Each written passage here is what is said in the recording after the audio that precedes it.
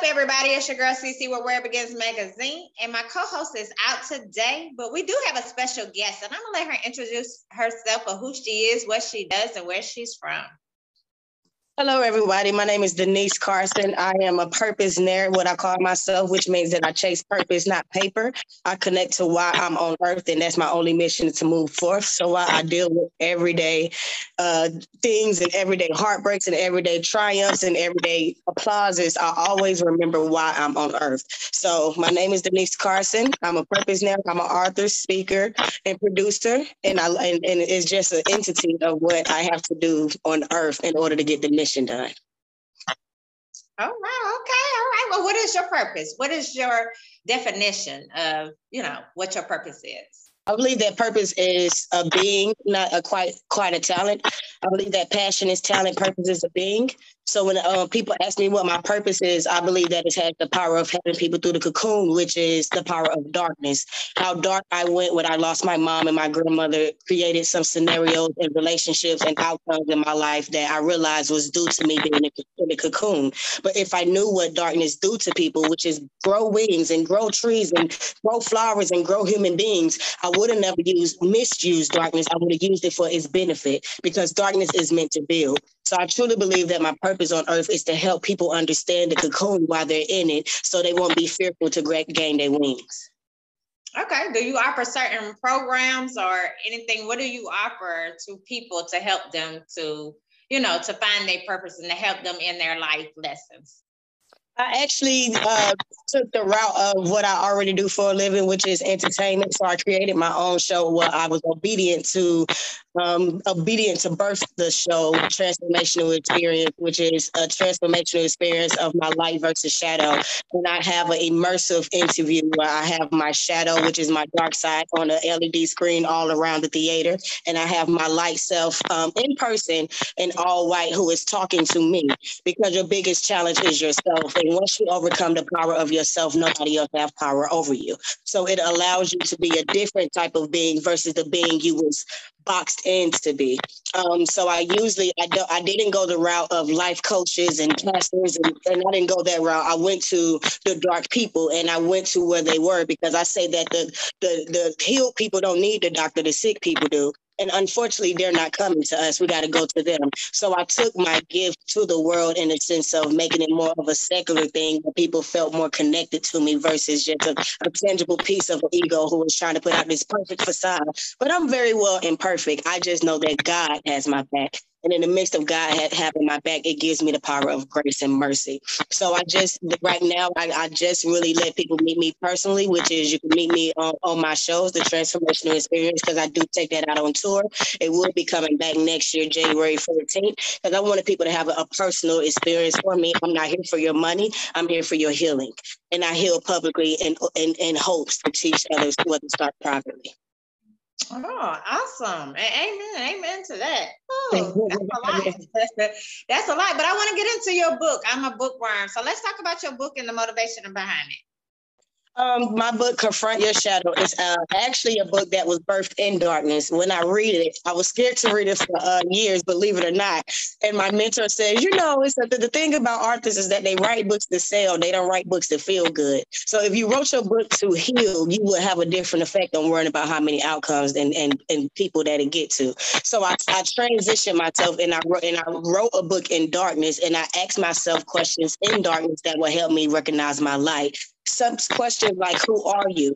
Questions like, what triggers you? Questions like, who is your dark side? Questions like, what do you want out of life? What do you want out of your relationships? And I birthed myself, questioning myself in an authentic form, and I put it in a book. And I basically call it like a personal journal, if you want to tell the truth. But when people read it, they tell me that it felt like it was them, because I start off speaking about how I was numb due to dealing with financial situations, or how I kept going through toxic relationships and I didn't understand nor feel worthy of love. So my book is just basically birthed in the dark place that helps other people get through their darkness, because it's called Confront Your Shadow.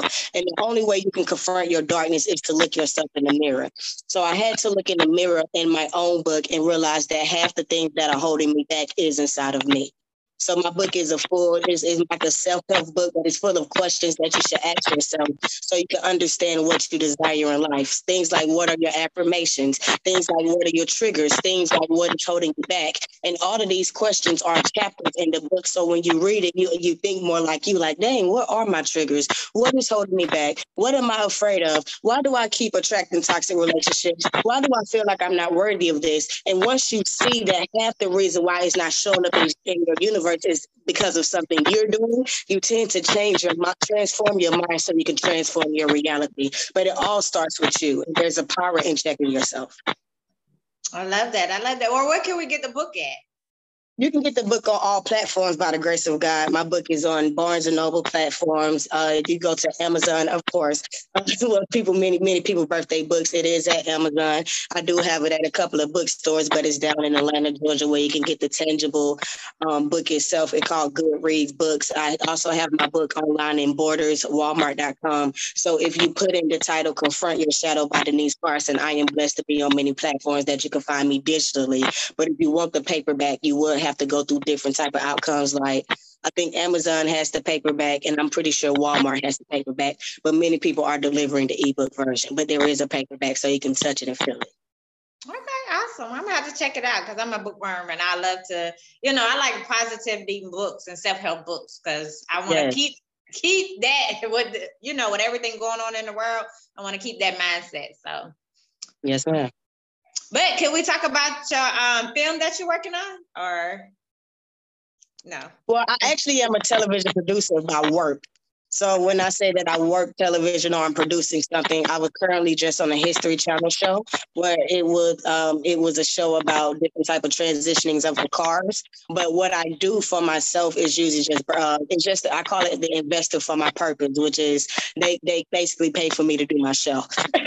And they print my books and publish my stuff. It's the investor for my purpose. But I am on for a real time as a career a television producer who's been graced to do this over 14 years. So I do have the liability of being on film sets and television shows and documentaries, and by the grace of God. And it's like, hey, now that I know, I use the same tools for myself. Okay, all right. So what can we look for within the next couple of years? What are some of your goals you want to accomplish? Within the next couple of years, I do plan on being a full-time author and speaker. Usually when they say you place the vision and make it plain, you kind of see yourself where you're going to be. It's your job to be obedient and have faith to get there. So I do see myself kind of like traveling a little bit more to get the message out to people. My show will go on tour different cities where it's already been negotiated, where promoters are asking for it. It was a pretty good show by the grace of God. So I do plan next 2 years to take it to different type of cities so other people can experience the experience, because it's not for me to hold in for myself. Is to get out there to the world as much as possible. I do have another book in works called Mental Detox, where I don't rush my books to be released. I kind of like write them, feel them, live them, and then I release it because I always have to demonstrate what I teach. So over the next couple of years, I'm just going to be moving more into my purpose, but just expanding it in a little bit more through courage and faith versus fear. So I do plan to do much, much more with the vision of helping people through the cocoon and being very more tangible to people without the fear of being judged, and just knowing that this is something that I'm obedient to do with the mission. Okay, all right. So what are some of the states that you plan on going to, or you don't know yet? The first state up is actually Washington, D.C. After I get done with Washington, I do plan to go to Texas. Those are the first 2 states that the theaters are being talked to and all of that nature. I know that I do have to bring it back to the South and go to Florida eventually, but I didn't quite feel Florida yet. But the first state that is up will be Washington, D.C. And then you will go to Houston, Texas, and then I go to Dallas, Texas. So Texas actually has 2 shows because I would have a little bit of following out there. And then after I get done with Texas, by the grace of God, it will be New York, then California. Awesome. And DC, that's the hometown. So I know Yes, I love DC. I tell people DC got my heart. That's why they got it up first. That's why they get it so first. DC. I'm from there, but I'm here in Atlanta though. But really? Yes, Atlanta. Well, it's greater. Yes. Well, it seems like you're doing a lot of good things in the world. Do you do anything for the youth?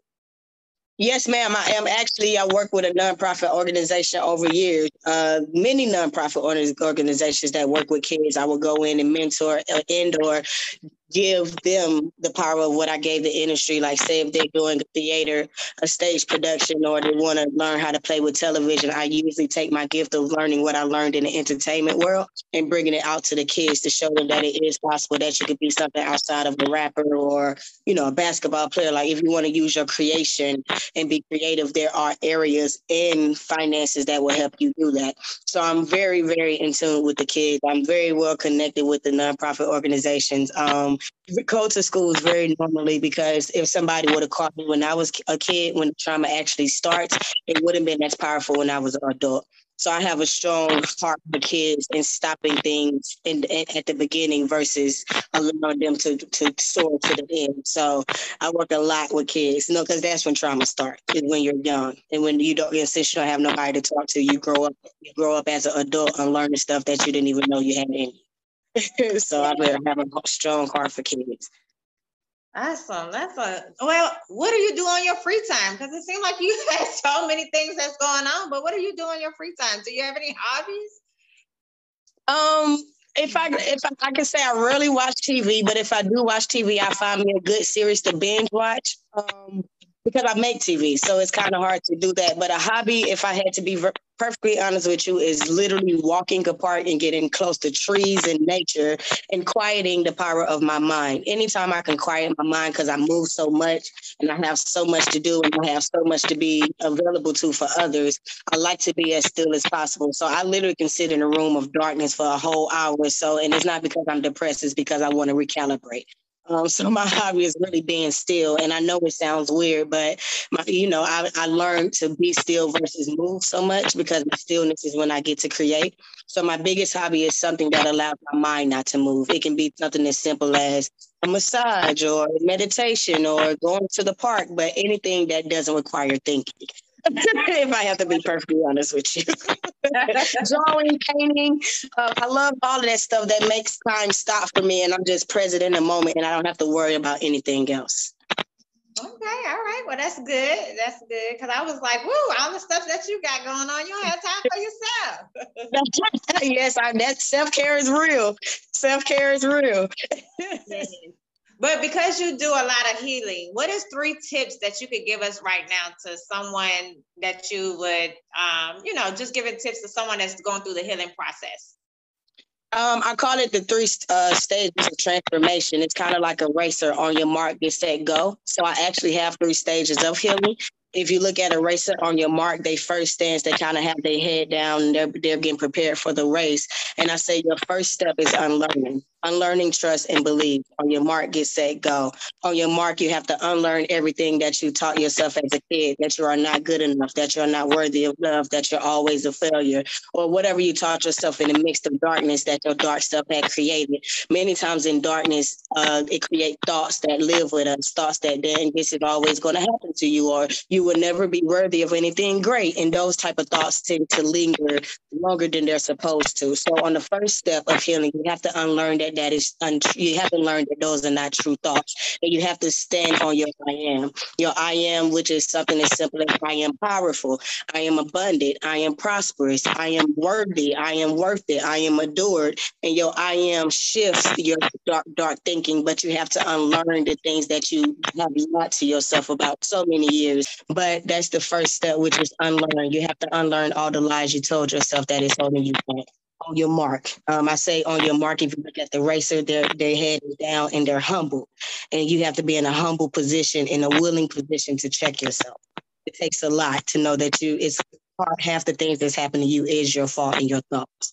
The second step of transformation is trust, which is if you pay attention to the racer, on your mark, get set. On the get set stance, the racer looks up and it has to trust itself to finish this race. It doesn't see the finish line. It doesn't see what is in front of it. It doesn't see your competitors. It just know that I'm about to run something, but I don't know where I'm going. So you have to trust the unknown source outside of yourself. Some sources are God, some sources are the universe, some sources are Buddha, but it is a higher power outside of yourself who has a plan for your life that you really don't have to do but maneuver in it. So once you unlearn all those things that you created to teach yourself on earth, you have to reattach to the intention of why you was made in the first place. Before you was placed in the womb, you had an intention whispered in your ear, and God whispered something to you and said, hey, this is your mission on earth. Or God whispered, hey, this is what you're going to do on earth. And many times as we are living life, I tell people, if you was birthed to be a tomato, it's like a gardener putting a seed of a tomato in the ground and only to find out that it grew to be an onion because a tomato was too hard. And I tell people that's who we are. It's easier to be an onion because we was hurt as a tomato, or we went through pain as a tomato, or we went through darkness as a tomato. But God is saying, return to the tomato because that's who I intended you to be. So on your second stage, you have to trust yourself to return to yourself. And that is the hardest thing, because sometimes it's easier to stay in the comfort zone that you created for yourself for safety, but it's not the intention of why you're on earth. So you have to trust yourself once you get the mission that you can fulfill the mission. The third step is go. I tell people, on your mark, get set, go. Unlearn, trust, then believe. You can trust yourself to do something, but then you have to believe you can do it, which is totally different.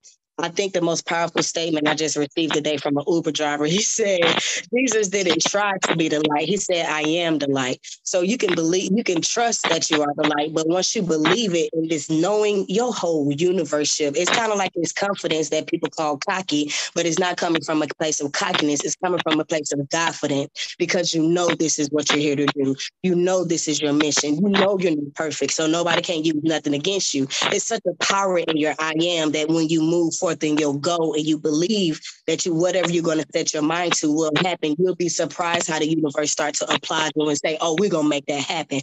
But it's a difference between thinking it's going to happen and knowing it's going to happen. You can trust something, but to believe it, it's like you can't change your mind about it. So you have to have this unwavering belief in yourself that is kind of delusional, to tell you the truth, because nobody is going to applaud you till you win. And the hardest thing in the belief stage, which is the third stage, which is go, you have to have such a strong foundation of faith.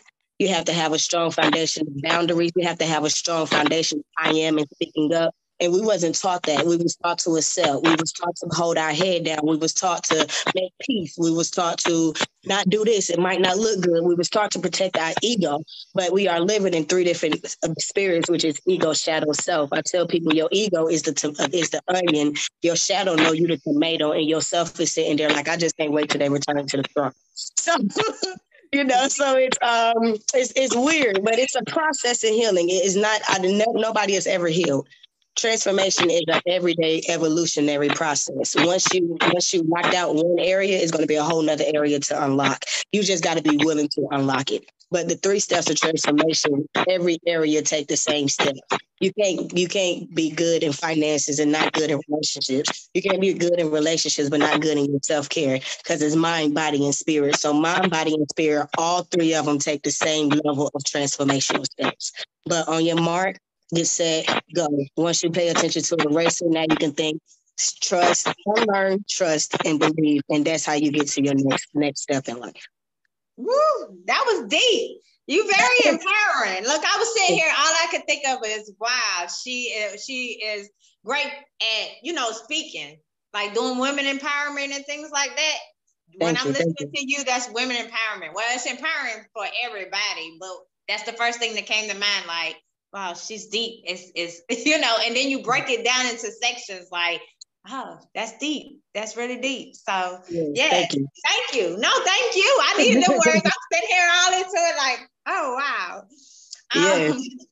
But I had another question for you.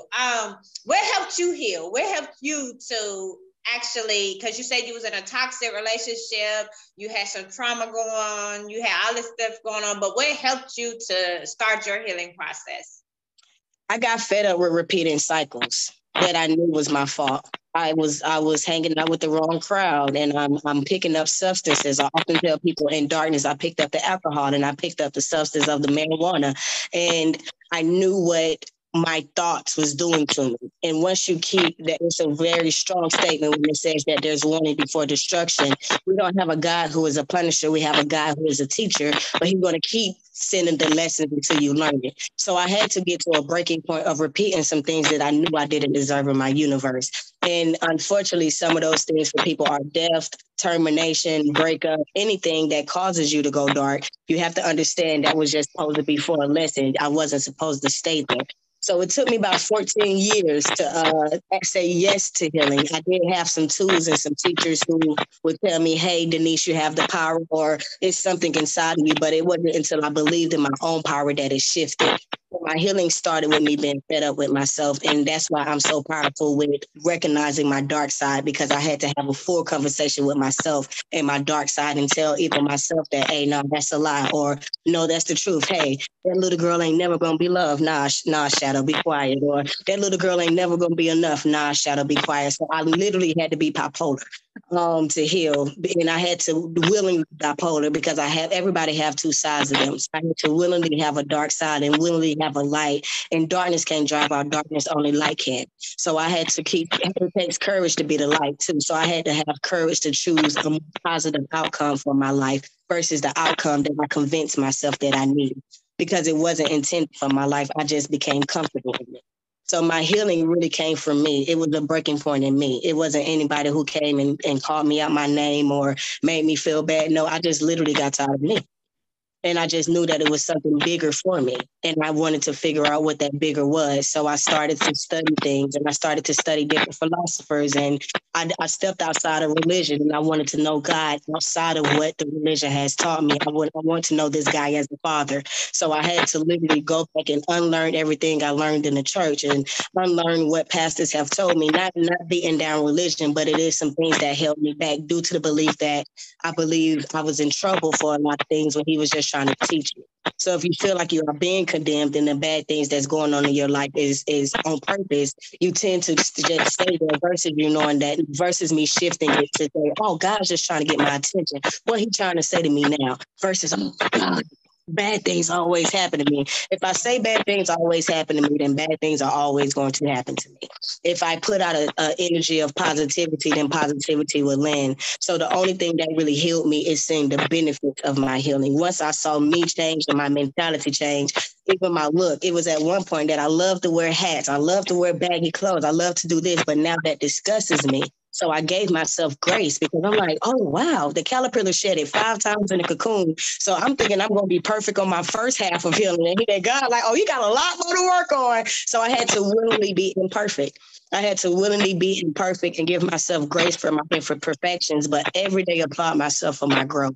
And that's how you keep making through healing. You know that you're imperfect, but you still got to applaud yourself for waking up on the days that you didn't feel like it. Because 10 years ago, you wouldn't even wake up out of bed. So you got to applaud yourself for getting out of bed, because you know yourself and you know your own growth. So that's the most powerful thing you can do, is know yourself. And once you know thyself, you don't beat yourself up like the world beats you up. You give yourself grace. So healing allowed me to give myself grace, and it took courage to take that grace, because it's easier to beat myself up versus take the courage to overcome the feeling. So I was fed up with myself, but I had to be perfectly honest with you. And I know I had a dark side that needed to be handled. All right. When I say you deep, you deep. But before we go into our fun fact questionnaire, can you tell everybody where they can follow you and where they can get your book and everything? Yes, ma'am. Denise Carson on all platforms, Facebook. I'm not really on Twitter as much, but we'll see.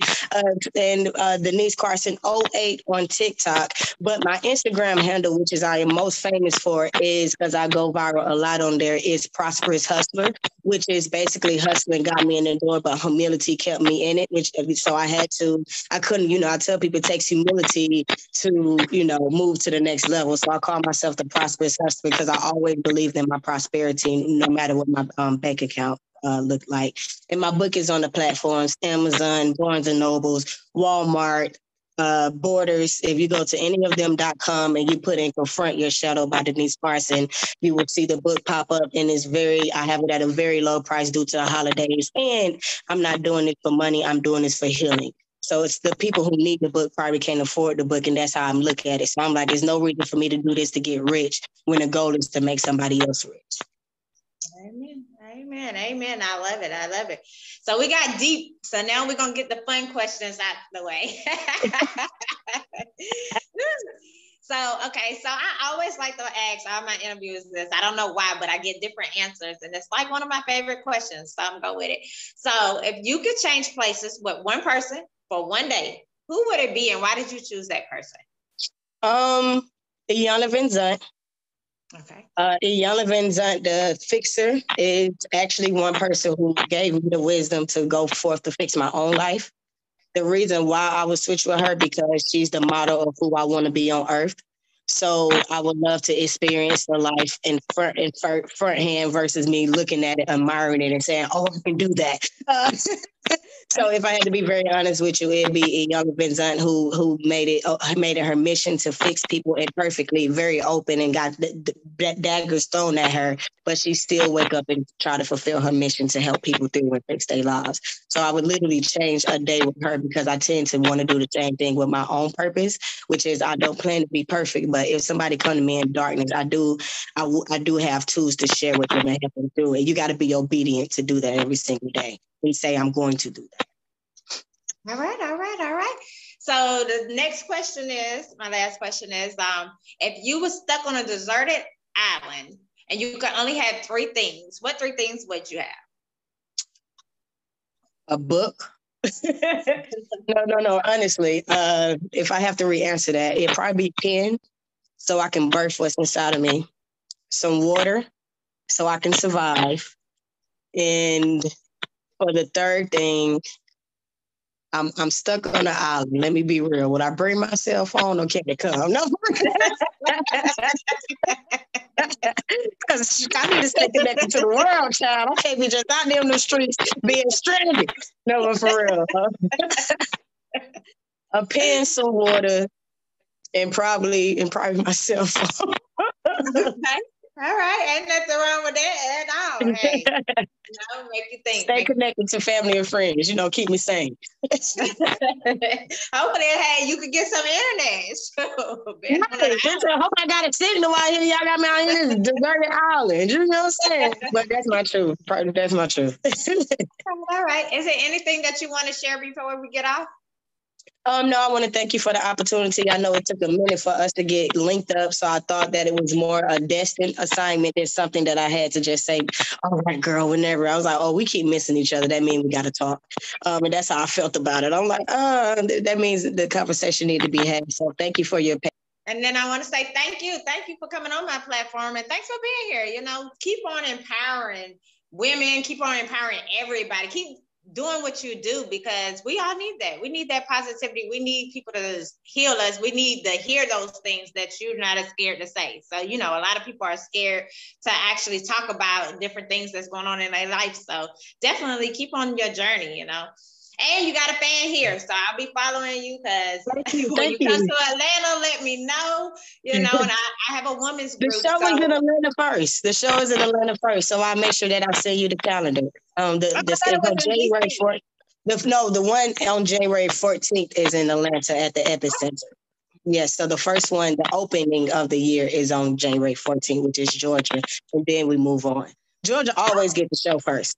In my hometown, Georgia always get the show first, girl. Okay, then I heard that wrong. Okay, well, definitely send me the information because I have a women's group and I love to share it with them, and we can do it as a group because we need to be there. We need to be, together and hear those things. But definitely, I appreciate you.